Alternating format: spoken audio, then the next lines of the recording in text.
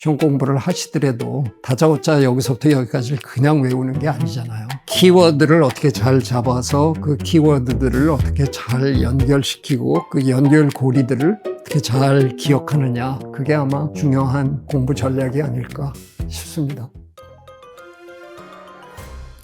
요즘 이제 데이터와 정보가 워낙 많다 보니까 이걸 정리를 하고 또 그걸 다시 재가공하고 이 과정에서 좀 어려움을 겪는 분들이 많은 것 같아요. 그래서 그분들에게 뭔가 좀 제안 혹은 이런 거 한번 해보셔라 하는 그런 것들이 혹시 있으실까요? 제 주변에도 책을 무지무지 많이 읽으시는 분들이 계신데 굉장히 많이 읽으신 거에 비하면 기억을 별로 못 하시는 것 같은 느낌을 가끔 받거든요. 분명히 그 책을 읽으셨는데 그 책에 내 얘기를 하면 기억하고 있는 게 별로 없는 거예요. 그런 분들을 보면 전 조금 왜 책을 읽으실까 하는 의구심도 좀 드는데 그냥 책을 읽는 그 자체만 즐기시는 게 아닐까. 근데 저는 뭐 그렇게 책을 많이 읽는 사람은 또 아니거든요. 그러니까 필요에 의해서 읽는 거다 보니까 조금은 더 집중해서 읽는 그런 편인데 결국은 자기가 읽었던 거를 기억해야 되는 거고 그 내용을 얼마나 깊게 잘 기억하느냐. 주변에 보면 기억력이 무지무지 좋은 분들이 계시잖아요. 한번 대충 읽고 나면 그런 거를 어떻게 다 기억하고 있을까 싶을 정도로 아주 그냥 그 디테일한 거를 다 기억하는 분들이 있는데 저는 뭐 그런 거 기억 못 하거든요. 그냥 대충만 기억하거든요, 저는. 근데 이제 거기서 중요하다고 생각하는 어떤 단어, 표현, 이런 걸 저는 이제 가슴에 담아두는 편인데, 결국은 이게 내 머릿속에서든 아니면 내 노트에서든 내 컴퓨터에서든 분류가 되고 연결이 돼야 되는 거잖아요. 그게 그냥 다 흩어져만 있으면 크게 도움이 안 될 거 아니에요. 실질적인 도움이 되려면 내가 필요한 순간에 그거를 끄집어낼 수 있어야 되는 거 아니에요. 내 기억 속에서. 그러려면 예전에 한번 우리가 모셨던 김정은 교수님이 평생 이렇게 붙들고 흔드는 게 에디톨로지라는 거잖아요. 김정은 교수님의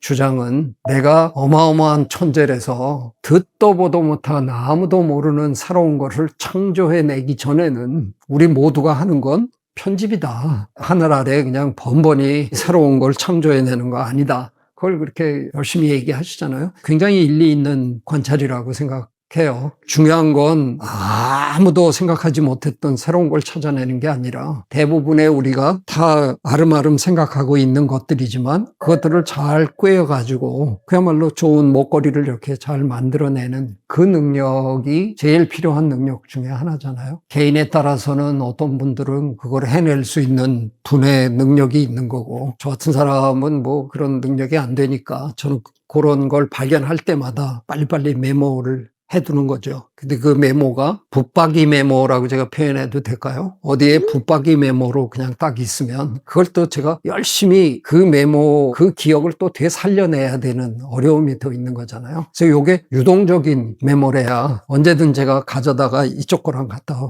붙이고 합치고 빼내고 할 수 있게끔. 그래서 제가 이면지를 쓰게 된 거거든요. 손쉽게 쓰고 버릴 수도 있고 여기다 놨다가 여기다 놨다가 밑에도 적은 거 두 개가 좀 다른 것 같으면 중간에 찍 찢어가지고 이건 저쪽으로 갖다 놓고 이쪽으로 놓고 그런 게 편했기 때문에 편집이 가능했기 때문에 그걸 사용하게 된 거거든요. 그래서 저는 공부를 해도 제가 주변에 그동안 학생들을 많이 봐왔지만 어떤 학생들은 너무 전략이 없이 공부하는 학생들이 있어 보여요. 그냥 뭐 외우고 그냥 막 공부해요. 근데 실제로 우리가 실생활에서는 뭔가를 준비하는 공부를 하는 거잖아요. 그러면 내가 해야 되는 게 뭔지, 그리고 내가 이뤄야 되는 게 뭔지, 이걸 좀 파악을 해야 전략이 만들어지는 건데, 내가 어떤 식으로 대응을 해야 채점자가 원하는 답을 쓸 수 있을까를 생각해야 되는데, 그런 걸 별로 생각 안 하는 사람들이 우리 주변에 있잖아요. 책을 읽더라도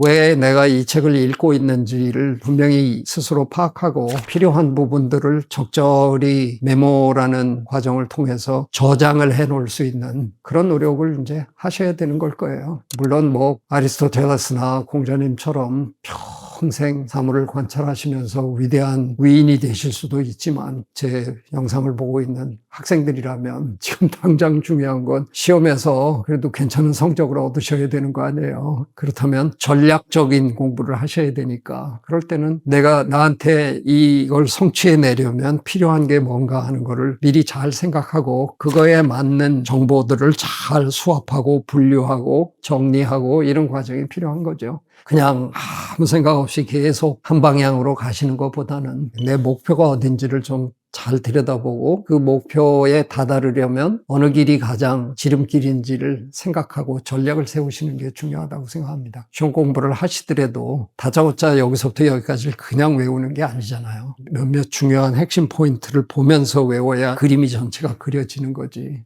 대학교 3학년 때였는데 공부 안 하고 놀다가 수업에 잘 안 나가다가 어느 날 그래도 내가 몇 번은 수업에 가야 되지 않을까 그러고 갔는데 그날이 중간고사를 보더라고요. 나는 중간고사 날인 줄 모르고 오랜만에 수업에 제가 들어간 건데 시험지 해갖고 왔는데 끝에다가 죄송합니다 이렇게 써서 백지로 냈어요. 근데 이제 학기말을 잘 봐야 그래도 낙제를 안 할 거 아니에요. 그래서 그게 동물 분류학 수업이었는데 아이고 지금도 기억이 나네. 하이만이라는 저자가 쓴 교과서 원서인데 출제 경향이 연체동물문의 특징을 논하시오 뭐 이런 식으로 내세요. 그러니까 외웠죠.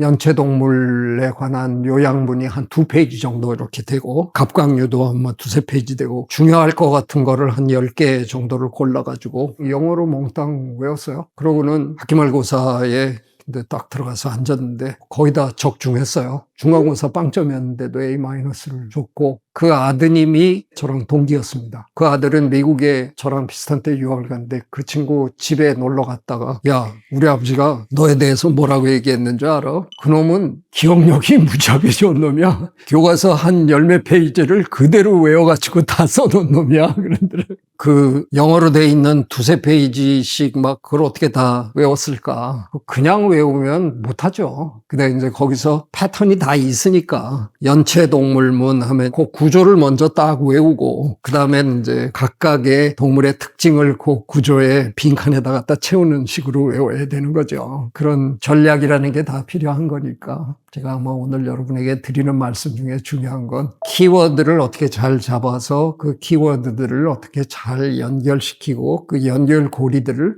어떻게 잘 기억하느냐 그게 아마 중요한 공부 전략이 아닐까 싶습니다. 고등학교 시절에 놀기를 너무 좋아하다 보니까 노는 시간을 다 빼고 남는 시간에 공부를 해서 좋은 성적을 얻는 방법이 뭘까? 를 고민해 보니까 출제자의 의도를 파악하는 게 가장 중요하다 이렇게 생각이 어느 순간에 들어서 시험 공부를 할 때 아마 굉장히 많은 시간을 할애한 게 내가 만일 저 선생님이라면 어떤 식으로 문제를 낼까 그 생각을 되게 많이 한 것 같아요. 그러니까 제 친구들도 잘 아는데 친구들한테도 다 미리 얘기해 주고 그래갖고 시험지를 딱 받아들고 참 여러 번 우리 그런 걸 했던 기억이 나요. 친구들이랑 같이 이렇게 땄지.